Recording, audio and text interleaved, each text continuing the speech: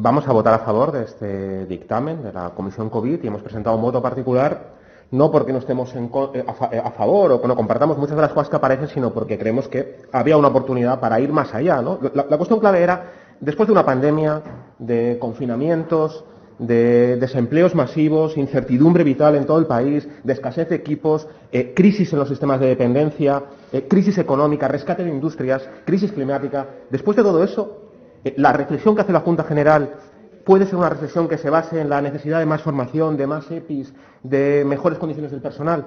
O tenemos algunas cuestiones estructurales sobre las que tenemos que pensar. Esa es la cuestión por lo que planteamos este voto particular, porque creíamos que en un mundo que se cae ante nuestros pies, en un mundo que ha perdido las certezas, el horizonte, el camino a seguir, este Parlamento tiene que plantear algunos de los horizontes de las certezas para evitar que en un futuro posible, en una futura pandemia, en un futuro momento, caigamos otra vez en las mismas problemáticas, ¿no? No es solamente un problema de formación, no es solamente un problema de personal, es una cuestión de valorar cuestiones estructurales. ¿Qué cuestiones estructurales creíamos que había que plantear? Bueno, la primera, se ha comentado antes, sistema público de cuidados. Tenemos un sistema público de cuidados que ha flaqueado en todas las comunidades autónomas, en todos los territorios, y que tiene que ver mucho, no solo con la precariedad del personal, no solo con el sistema de cuidados que tenemos, también con la presencia de fondos de inversión, de que se haya convertido en una mercancía y en un negocio el cuidado de nuestros mayores, y también con la incapacidad de atender todas las necesidades de cuidados que hay en la sociedad. Y esto es central. No somos capaces de atender las necesidades de cuidados que hay. Por lo tanto, necesitamos un sistema público de cuidados. Necesitamos replantear nuestra sanidad pública, porque claro, en el dictamen planteamos hay que reforzar la sanidad pública, evidentemente, pero ¿cómo? ¿Cómo se ponen plazos? ¿Cómo se ponen medidas concretas, ¿no? Nosotros planteábamos una cifra de incremento en la atención primaria, 25% en la atención primaria, una cifra de incremento de psicólogos, porque, claro, todos, se ha dicho durante la pandemia, todos estamos de acuerdo, hay que aumentar la presencia de medidas frente a la salud mental, para proteger la salud mental, pero eso necesita de medios.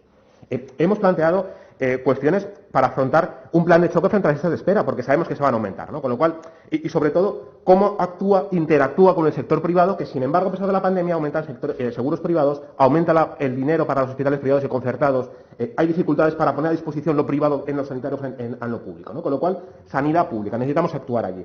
En materia de igualdad, si sabemos que la pandemia ha provocado las primeras que se han quedado en casa a cuidar a los dependientes de las mujeres, ¿cómo lo vamos a solucionar? Lo reconocemos, pero ¿cuál es la solución? ¿Vamos a implementar un sistema público de cuidados? ¿Vamos a generar un servicio de cuidados para emergencias? ¿Vamos a universalizar el 0 a 3? ¿Lo vamos a hacer cuándo? Esas son cuestiones que son necesarias de poner sobre la mesa, porque si no, se queda en lo declarativo. ¿Cómo afrontamos esa crisis de cuidados que ha provocado que las mujeres han sido las primeras perdedoras, las primeras que están en los ERTES, las primeras que han tenido que cuidar a sus familiares, las que ha cargado el peso durante esta pandemia, ¿no? Hablábamos de vivienda. Evidentemente, tenemos un problema de vivienda que provoca que se haya dilatado el proyecto vital de buena parte de nuestros jóvenes. Lo sabemos, lo reconocemos. 6 años más tarde se emancipan los jóvenes españoles que los jóvenes de Alemania. Bueno, evidentemente necesitamos empleo y vivienda. Y tenemos que ponerlo a disposición. Porque si no, nos quedamos en las lamentaciones. Pero eso es un problema estructural, hay que afrontarlo.